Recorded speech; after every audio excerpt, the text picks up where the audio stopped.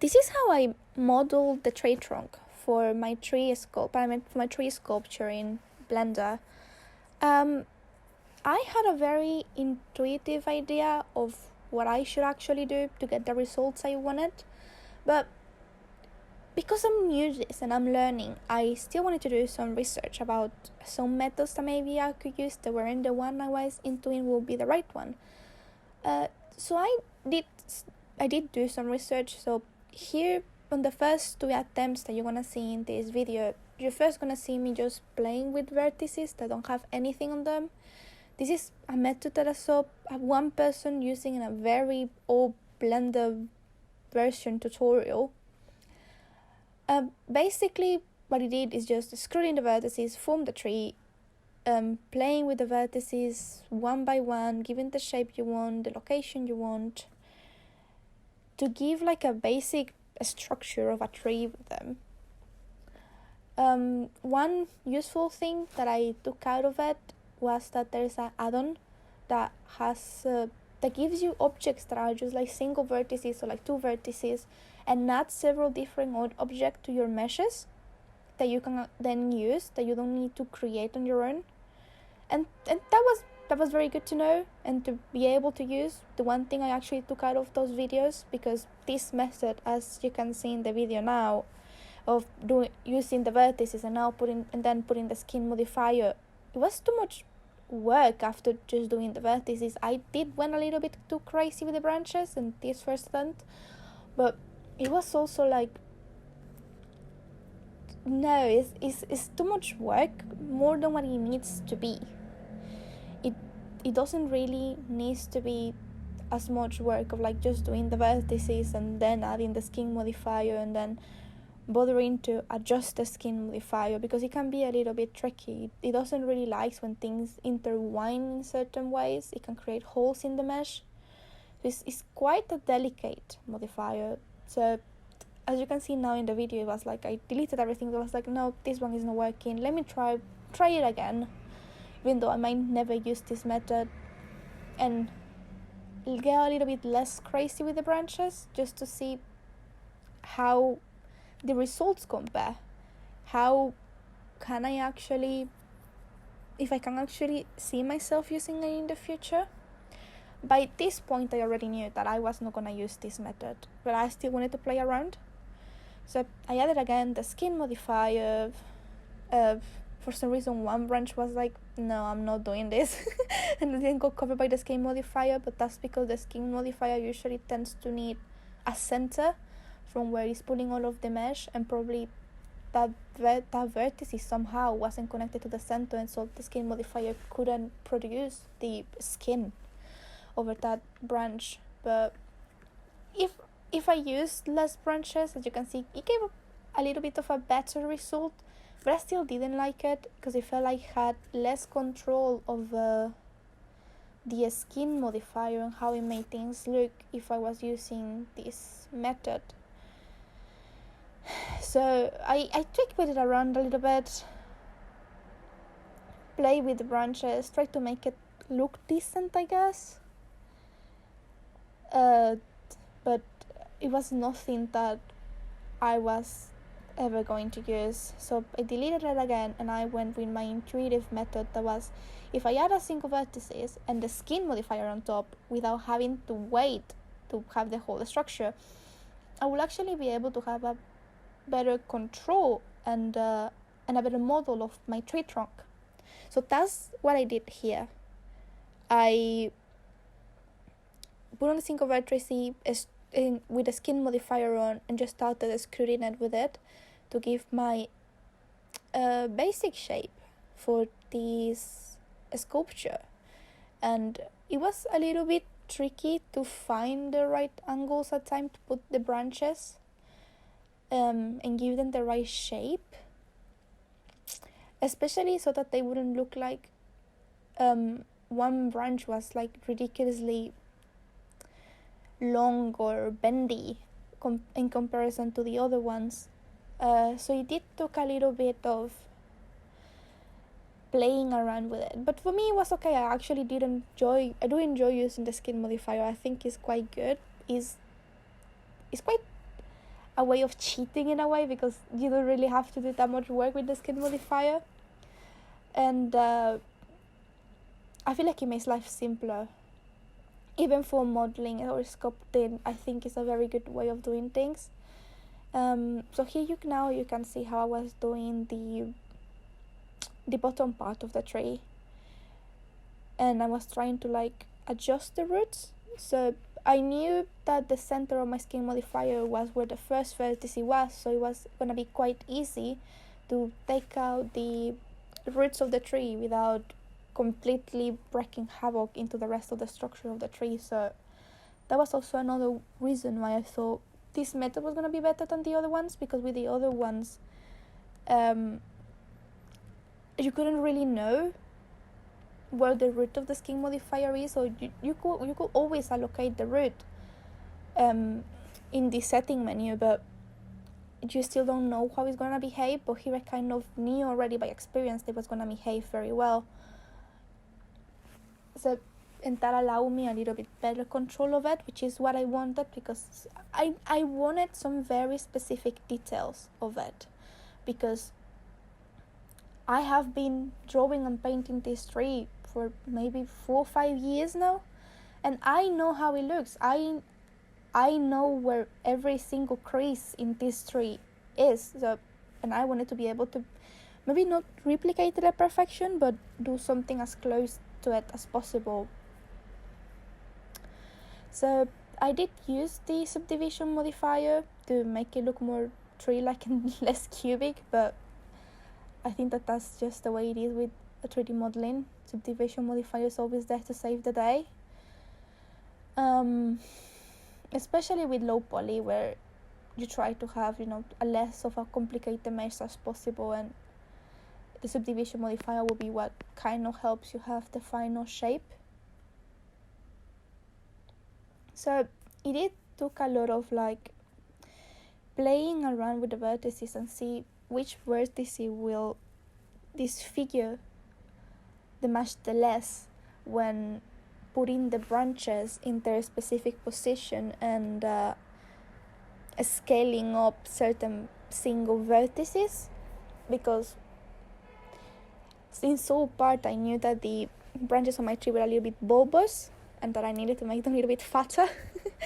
So that was an interesting thing to have to do. Like you can see now that sometimes if I were to pull certain vertices, it would be like start disconfiguring the mesh, and that's just because of the nature of the skin modifier. But it was still very nice to do, because I always try to find ways of using the skin modifier which is, I know it's personal preference, but I do consider it a very effective method of doing things. And I did play around for quite a while, around with the branches, and giving them the right shape, a little bit more nature-like.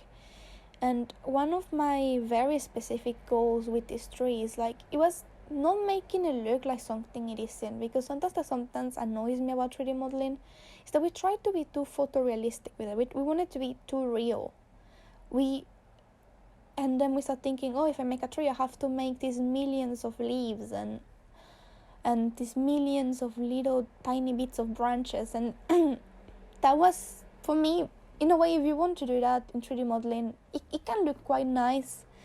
But I think that there's a charm on its own on 3D modeling, and not trying to make it look like something it isn't is, it's a model in the end. And I think that if it has a little bit more of a fantastic look or more impressionist look rather than a realistic one, is completely fine, and actually kind of like that more. I don't like it when it's 100% fully cartoony, but I like that sweet spot without something being very cartoony and then being real. And that's what I was trying to achieve with this tree and the way I made the branches look. So also another very important thing that I've learned during this process is to always create a backup of your tree before you do anything. like in this case, before going to the sculpting part of modeling my tree, which is what you're seeing kind of now, I created a second backup so that I wouldn't have lost anything in case something went horribly wrong with the sculpting. I use the clay a lot when I sculpt because I think for me it works better than the smooth function. I feel like it kind of helps you fill in creases without giving you that many faces. Well, it does give you faces, but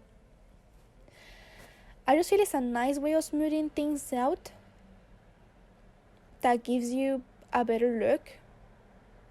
It is something that I like using, that I know we didn't use in the course, and that I know everybody uses, but I consider it to be very effective. You do have to be careful with it, and here, like you can see, I was struggling a little bit because sometimes when you're using the clay and if your settings are not right, it can give the contrary effect. So instead of like helping you smooth things out, you might just eat things away.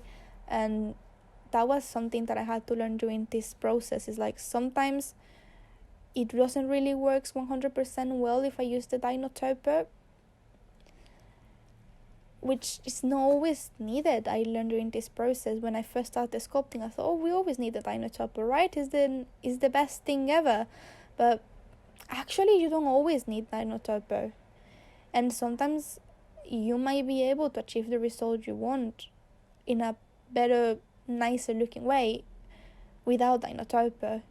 So the main tools that I use for the sculpting is the clay, bulb, I like bulbing things in sculptures, and the grab. I did use the crease in the end just to create some finer details in the tree, but mostly those are the tools that I tend to use in sculpting. I think they are the most effective ones. I don't always use the draw function. I barely even use it, even though I know it's one of the first things we learn in class. But I feel like it's less effective than the bulb function, because I feel like you get a better control with the bulb, and you can get more detail, and you don't need to worry about too much about drawing on the clay. That cannot always give you the best results, and it can be tricky, and it can come to look unnatural because it can look like you use a stock piece of clay on top of it, while with the bulb it kind of looks more like part of the mesh.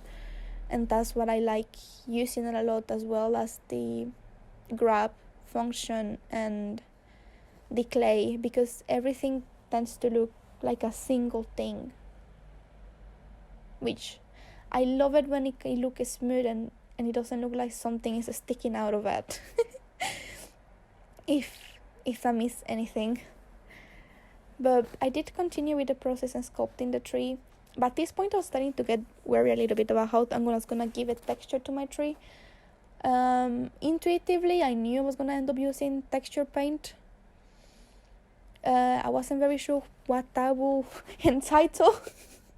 And it had its own learning curve, and made me wish a little bit that the tree would have been a little bit more less poly. But I knew that if I wanted to get the details on it that I wanted, I was gonna have to sculpt it. So I didn't give it a second thought after that first time that it came to my mind. And here you can see how I was really trying to get a more realistic detail into the bottom roots of the tree, where I really wanted them to look like roots that you will actually go to the park and see. And even though I knew the top of the branches of the tree will be covered, I still wanted them to look how I envisioned this tree center to look like. So I did sculpt that a little bit as well. I tried to smooth it out, and it erase all of these creases that you can see that kind of creates where the skin modifiers overlap itself a little bit with all the other branches. I did have that annoying hole that created itself and was a little bit challenging to close. I did manage in the end.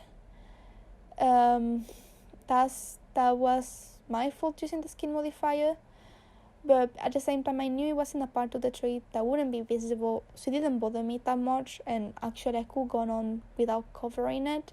But if I didn't cover it, it would have affected the way the texture paint was gonna work. So I did try to cover it by adding clay and then smoothing it out, and then clay, smoothing out, and repeating until I had covered it, and it wasn't something that was gonna create problems anymore. And here you can see I was doing more details in the branches. I was adding clay where I felt it was needed to smooth some details, but I was also finishing up the points of the branches, which is what I feel like gave it a very nice look to the tree trunk.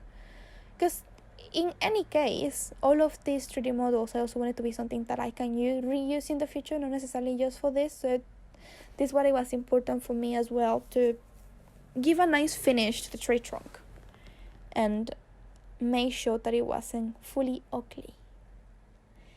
And the next part of doing the tree trunk is the texture painting that we will see in the next video.